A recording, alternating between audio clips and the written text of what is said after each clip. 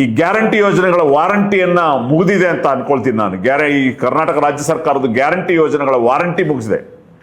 Warranty ಇಲ್ಲದ guarantee ಯೋಜನೆಗಳಾಗಿ ಮಾಡ್ಬಿಟ್ಟಿವೆ. ಹಾಗಾಗಿ ನಮ್ಮ ಹತ್ರ ದುಡ್ಡಿಲ್ಲ, ದಿವಾಳಿ ಆಗ್ಬಿಟ್ವಿ, ಕ್ಷಮಿಸ್ವಿ, ನಾವು ನುಡಿದಂತ ನಡೆಯಕ್ಕೆ ಆಗಿಲ್ಲ ಅಂತ ಹೇಳ್ಬಿಟ್ಟು ಕೈ ಮುಗಿದ್ಬಿಡಿ.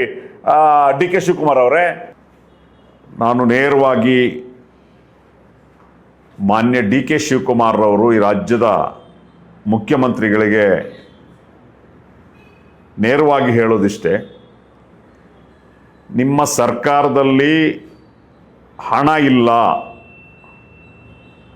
ವಿಧವೆಗಳಿಗೆ, ಅಂಗವಿಕಲರಿಗೆ, ಅದೇ ರೀತಿ ವಯೋವೃದ್ಧರಿಗೆ ಕೊಡುವಂತೆ ಹಣ ಇಲ್ಲ ಅಂತ ಹೇಳಿದ್ರೆ ನೇರವಾಗಿ ನೀವು ಮಾಧ್ಯಮದ ಬಂದು ಹೇಳಿಬಿಡಿ, ನಮ್ಮ ಹತ್ರ ಹಣ ಇಲ್ಲ, ಕ್ಷಮಿಸ್ಬಿಡಿ ಅಂತ ಹೇಳಿ. ಅದು ಬಿಟ್ಟು ಹಿಂಬಾಗಿಲಿನ ಮೂಲಕ ಈ ಯೋಜನೆಗಳ ಫಲಾನುಭವಿಗಳನ್ನು ನೀವು ಇಲ್ಲದಾಗೆ ಮಾಡಬೇಕು, ಅಷ್ಟು ಅರ್ಧದಷ್ಟು ಮಾಡಬೇಕು ಅನ್ನೋಂಥ ಕಾರಣಕ್ಕೆ ದಯವಿಟ್ಟು ಜನರಿಗೆ ತೊಂದರೆ ಕೊಡಬೇಡಿ. ಕರ್ನಾಟಕದವನು ಅಂತ ಹೇಳಲಿಕ್ಕೆ ನನಗೆ ನಾಚಿಕೆ ಆಗ್ತದೆ. ಪಿಂಚಣಿ ಸಾಮಾಜಿಕ ಭದ್ರತಾ ಯೋಜನೆ ಅಡಿಯಲ್ಲಿ ಅಂಗವಿಕಲರ ಮಾಸಾಶನ, ಅದೇ ರೀತಿ ವಿಧವಾ ವೇತನ, ಅದೇ ರೀತಿ ಸಂಧ್ಯಾ ಸುರಕ್ಷಾ ಯೋಜನೆ ವಯಸ್ಸಾದವರಿಗೆ ಕೊಡುವಂಥದ್ದು, ನೀವು ಇನ್ಕಮ್ ಸರ್ಟಿಫಿಕೇಟ್ 32,000 ಮಾಡಿಕೊಡಿ, 32,000ದ ಇನ್ಕಮ್ ಸರ್ಟಿಫಿಕೇಟ್ ಮಾಡಿಕೊಡಿ ಅಂತ ಹೇಳ್ಬಿಟ್ಟು ನಮ್ಮ ವಿಧವೆಯರನ್ನ, ಅದೇ ರೀತಿ ಆ ವಯಸ್ಸಾದವ್ರನ್ನ ತಹಶೀಲ್ದಾರ್ ಆಫೀಸಲ್ಲಿ, ನಾಡ ಕಚೇರಿಗಳಲ್ಲಿ ಕ್ಯೂ ನಿಲ್ಲಿಸ್ತಿರಲ್ರಿ. ಸ್ವಲ್ಪನಾದ್ರೂ ಮಾನವೀಯತೆ ಇದೆಯೇನ್ರಿ? ಎಲ್ಲಿದೆ ಇಡೀ ಭಾರತದಲ್ಲಿ ಈ ಕ್ರೈಟೀರಿಯಾ ಎಲ್ಲೂ ಕೂಡ ಇಲ್ಲ. 32,000 ಇನ್ಕಮ್ ಇಡೀ ಭಾರತದಲ್ಲಿ ಇಲ್ಲ, ಯಾವ ರಾಜ್ಯದಲ್ಲೂ ಇಲ್ಲ. ಬಿಜೆಪಿ ಸರ್ಕಾರಗಳಿಂದ ಕೆಟ್ಟೋದ್ರೇನ್ರಿ ನೀವು ಮಾನ್ಯ ಶಿವಕುಮಾರ್ ಅವರೇ? ಕಾಂಗ್ರೆಸ್ ಸರ್ಕಾರ ಇರುವಂತಹ ತೆಲಂಗಾಣದಲ್ಲಿ ಈ ಸ್ಕೀಮ್ಗಳಿಗೆ ಏನೋ ಗ್ರಾಮೀಣ ಪ್ರದೇಶದಲ್ಲಿ 2 ಲಕ್ಷ, ಅದೇ ರೀತಿ ನಗರ ಪ್ರದೇಶದಲ್ಲಿ 3 ಲಕ್ಷದ ಮಿತಿ ಇದೆ. ಕೇರಳದಲ್ಲಿ ಎಲ್ಲ ಕಡೆ 1 ಲಕ್ಷದ ಸಾಮಾಜಿಕ ಯೋಜನೆಗಳಿಗೆ 1 ಲಕ್ಷದ ಮಿತಿ ಇದೆ. ಅಂದರೆ ನಾನು ಹೇಳಿದ್ದು ಇಡೀ ರಾಷ್ಟ್ರದಲ್ಲಿ ಎಲ್ಲೂ ಕೂಡ ಸಾಮಾಜಿಕ ಭದ್ರತಾ ಯೋಜನೆಗಳಿಗೆ ಏನು ಮಿನಿಮಮ್ ಇನ್ಕಮ್ ಕ್ರೈಟೀರಿಯಾವನ್ನು 32,000 ಮಾಡಿದಂಥ ಇತಿಹಾಸವೇ ಇಲ್ಲ. ಇದು ಏನಾಗಿದೆ ನಿಮಗೆ ಅಂತ ಗೊತ್ತಿಲ್ಲ. ಎರಡನೇದು, ನೀವು ಕರ್ನಾಟಕ ರಾಜ್ಯದಲ್ಲಿ 2023ರಲ್ಲಿ ಗ್ಯಾರಂಟಿ ಯೋಜನೆಗಳನ್ನು ಘೋಷಣೆ ಮಾಡಿದಾಗ ಏನು ಹೇಳಿದ್ರು ಮಾನ್ಯ ಸಿದ್ದರಾಮಯ್ಯನವರು? ಕಾಕಾ ಪಾಟೀಲ್ಗೂ ಫ್ರೀ, ಮಾದೇವಪ್ಪನಿಗೂ ಫ್ರೀ, ಅಂದರೆ ಮಿನಿಸ್ಟ್ರಿಗೂ ಫ್ರೀ, MLAಗೂ ಫ್ರೀ ಅಂತ ಹೇಳಿದ್ರು. ಇವತ್ತೇನು ಮಾಡ್ತಾ ಇದ್ರಿ ನೀವು? ಪ್ರತಿಯೊಂದು ಗ್ಯಾರಂಟಿ ಸ್ಕೀಮ್ಗೂ ಕೂಡ ದಾಖಲೆಗಳನ್ನು ಕೊಡಿ. ಗೃಹ ಜ್ಯೋತಿಗೆ ಆಧಾರ್ ಕಾರ್ಡ್ ಕೊಡಿ, ರೇಷನ್ ಕಾರ್ಡ್ ಕೊಡಿ, ಆಮೇಲೆ ಪ್ಯಾನ್ ಕಾರ್ಡ್ ಕೊಡಿ, ಫೋಟೋ ಕೊಡಿ, ಮತ್ತೊಂದು ಕೊಡಿ. ಏನ್ರಿ ಇದು? ಜನರನ್ನ ಯಾಕ್ರಿ ಈ ರೀತಿ ಸಂಕಷ್ಟಕ್ಕೆ ಮಾಡ್ತಾ ಇದ್ರಿ? ಕ್ಯಾಸ್ಟ್ ಸರ್ಟಿಫಿಕೇಟ್ ಕೊಡಿ, ದುರಂತ ಇದು. ಜಾತಿ ಸರ್ಟಿಫಿಕೇಟ್ ಕೊಡಿ. ಈ ಗತಿಗೇಡಿಗೆ ಯಾಕ್ರಿ ಗ್ಯಾರಂಟಿ ಘೋಷಣೆಯನ್ನು ಮಾಡಿದ್ರಿ ನೀವು? ಇಂಥ ಗತಿಗೇಡ್ ಸರ್ಕಾರಗ ಯಾಕೆ ನೀವು ಗ್ಯಾರಂಟಿ ಘೋಷಣೆ ಮಾಡಬೇಕು? ನೇರವಾಗಿ ಜನರ ಹತ್ರ ದುಡ್ಡಿಲ್ಲಪ್ಪ, ನಾವು ದಿವಾಳಿ ಆಗಿದ್ದೀವಿ ಅಂತ ಹೇಳ್ಬಿಡಿ. ನಮ್ಮ ಹತ್ರ ದುಡ್ಡಿಲ್ಲ, ದಿವಾಳಿ ಆಗ್ಬಿಟ್ವಿ, ಕ್ಷಮಿಸ್ವಿ, ನಾವು ನುಡಿದಂತ ನಡೆಯಕ್ಕೆ ಆಗಿಲ್ಲ ಅಂತ ಹೇಳ್ಬಿಟ್ಟು ಕೈ ಮುಗಿದ್ಬಿಡಿ. ಡಿ ಕೆ ಶಿವಕುಮಾರ್ ಅವರೇ, ಕೈ ಮುಗಿದ್ಬಿಡಿ, ಜನರ ಕೈ ಮುಗಿದ್ಬಿಡು, ದುಡ್ಡಿಲ್ಲಪ್ಪ, ದಿವಾಳಿ ಆಗಿದೆ ಸರ್ಕಾರ ಅಂತ ಹೇಳ್ಬಿಡಿ. ಈ ಜನರನ್ನೇ ಯಾಕೆ ಸಂಕಷ್ಟ? ಈ ರಾಜ್ಯ ಮತ್ತು ಕೇಂದ್ರ ಸರ್ಕಾರಗಳಲ್ಲಿ ಎಷ್ಟು ಕೆಟ್ಟವರು, ಎಷ್ಟು ಅನಾಗರಿಕರು, ಎಷ್ಟು ಜನವಿರೋಧಿಗಳು ಅಂತಂದ್ರೆ, ವರ್ಷ ಪೂರ್ತಿ ಜನರು ತಹಶೀಲ್ದಾರ್ ಆಫೀಸಲ್ಲಿ, ನಾಡ ಕಚೇರಿಯಲ್ಲಿ, ಕರ್ನಾಟಕವನ್ನಲ್ಲಿ ಡಾಕ್ಯುಮೆಂಟು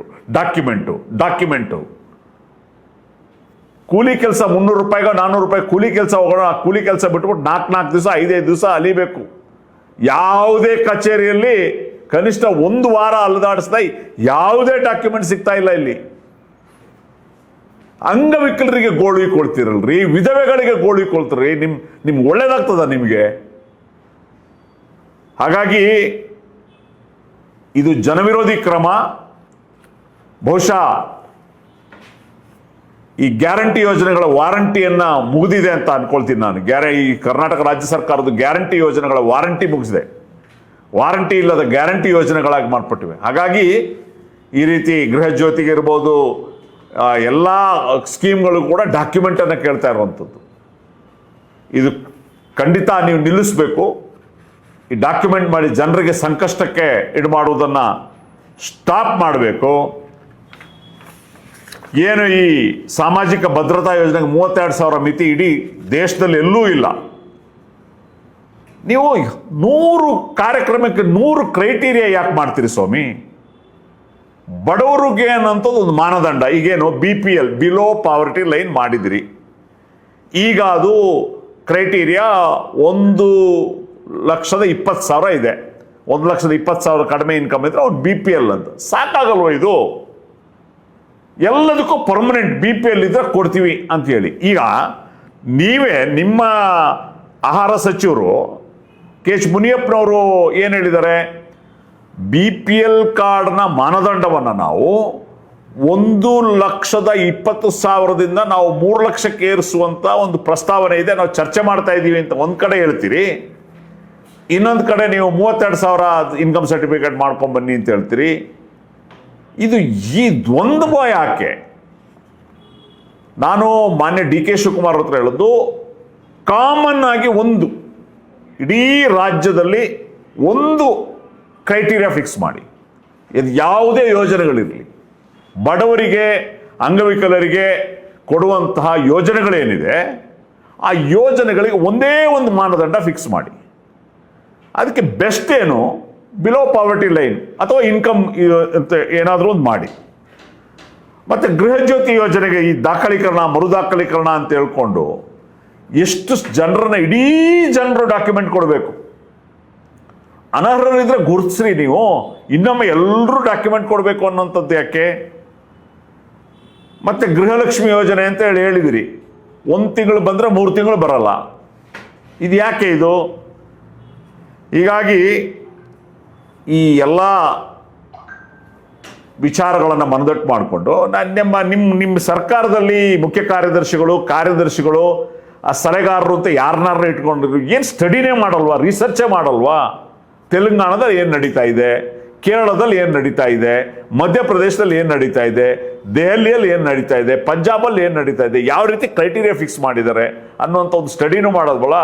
ಈ ಕರ್ನಾಟಕದ ಹರಾಜನ್ನು ಹರಾಜಾಗ್ತಿದ್ರಲ್ಲ ಮಾನವನ, ಕರ್ನಾಟಕದ ಮಾನವನ 32,000 ರೂಪಾಯಿ ಇನ್ಕಮ್ ಅಂತೇಳಿ ಕ್ರೈಟೀರಿಯಾ ಫಿಕ್ಸ್ ಮಾಡಿಕೊಂಡು. ಹಾಗಾಗಿ social Democratic Party of India Karnataka ರಾಜ್ಯ ಸರ್ಕಾರಕ್ಕೆ ಆಗ್ರಹಿಸುವಂಥದ್ದು, ಈ ಎಲ್ಲ ಜನರನ್ನ ಕ್ಯೂ ನಿಲ್ಲಿಸುವಂಥ, ಜನರನ್ನ ಸಂಕಷ್ಟ ಮಾಡುವಂತಹ ಒಂದು ಇದೆಲ್ಲವನ್ನ ಬಿಟ್ಟು ಸರ್ಕಾರದ ಎಲ್ಲ ಯೋಜನೆಗಳಿಗೆ ಪಡಲಿಕ್ಕೆ ಯಾವುದಾದ್ರೂ ಒಂದು ಮಾನದಂಡವನ್ನು ಫಿಕ್ಸ್ ಮಾಡ್ಕೊಂಡು ಹೋಗಿ. 150 ಸರಿ ನೀವು ನಿಮ್ಮ ಡಾಕ್ಯುಮೆಂಟು ಕೇಂದ್ರನೂ ಸರ್ಕಾರನೂ ಅಷ್ಟೇ, ರಾಜ್ಯ ಸರ್ಕಾರನೂ ಅಷ್ಟೇ, ಡಾಕ್ಯುಮೆಂಟ್ ಕೊಡಿ. ಎಲ್ಲಿಗೆ ಹೋಗ್ಬೇಕ್ರಿ ಬಡವ? ನಿಮ್ಮ ಡಾಕ್ಯುಮೆಂಟ್ ಇದ್ದೇ ಬಿದ್ದು ಹೋಗ್ಲಿ. ಡಾಕ್ಯುಮೆಂಟ್ ಕೊಡುವಂಥ ನಿಮ್ಮ ಸರ್ಕಾರದ ನೌಕರರು ಇದ್ದಾರಲ್ಲ, PDO ಇರ್ಬೋದು, ವಿಲೇಜ್ ಅಕೌಂಟೆಂಟ್ ಇರ್ಬೋದು, ತಹಶೀಲ್ದಾರ್ ಇರ್ಬೋದು, ಮರ್ಯಾದೆ ಕೊಡ್ತೀರನ್ರಿ ಇವರು? ಒಂದು ದಿವಸಕ್ಕೆ ಕೊಡ್ತಾರೇನ್ರಿ ಇವರು? ಅಲಸಿ ಜನರನ್ನ ಸಂಕಷ್ಟಕ್ಕೀಡು ಮಾಡ್ತಾರೆ. ಮತ್ತು ಲಂಚ ಬೇರೆ ಕೊಡಬೇಕು ನಿಮಗೆ. ವಿಧವಾ ವೇತನಕ್ಕೂ ಬಿಡೋದಿಲ್ಲ, ನಾನು ವಿಧವೆ ಅಂದ್ರೂ ಬಿಡೋದಿಲ್ಲ, ಲಂಚ ಕೊಡಲೇಬೇಕು. ಹಾಗಾಗಿ ಇಂತಹ ಪರಿಸ್ಥಿತಿಗಳಿಂದ ಜನರನ್ನ ಪಾರು ಮಾಡುವಂತಹ ಒಂದು ದಿಟ್ಟವಾದಂತಹ ಪ್ರೋಗ್ರೆಸಿವ್ ಆದಂತಹ ಪ್ರಗತಿಪರವಾದಂತಹ ಒಂದು ನಿಲುವನ್ನು ಸರ್ಕಾರ ತೆಗೆದುಕೊಳ್ಬೇಕು ಅಂತೇಳಿ Social Democratic Party of India ಆಗ್ರಹಿಸ್ತದೆ.